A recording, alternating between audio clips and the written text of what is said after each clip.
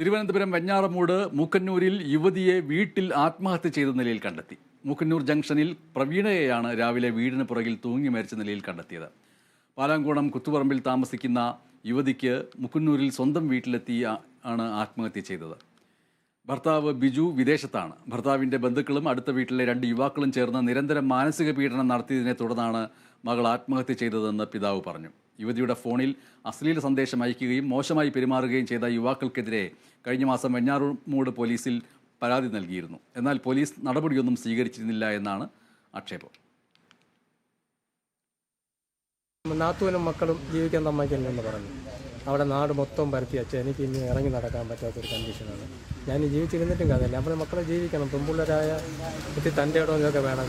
അച്ഛനും അമ്മയ്ക്കും ഭർത്താവിനും ഇഷ്ടം ഉണ്ടാക്കി പിന്നെ നീ നമുക്ക് ആരുടെയും പോവാം, നീ അങ്ങനെ അങ്ങ് തുറന്ന് പറയുന്നൊക്കെ പറഞ്ഞ് എൻ്റെ മോൻ വരെ പറഞ്ഞു. നീ പേടിക്കരുത്, ഇന്നത്തെ പെൺപിള്ളേർ പേടിച്ചിരുന്ന കാര്യം നടക്കില്ലെന്നെല്ലാം പറഞ്ഞു. ഈ നാത്തൂൻ്റെ മക്കളും മൂത്ത ചേട്ടനുമാണ് ഇതിൻ്റെ പിന്നിൽ.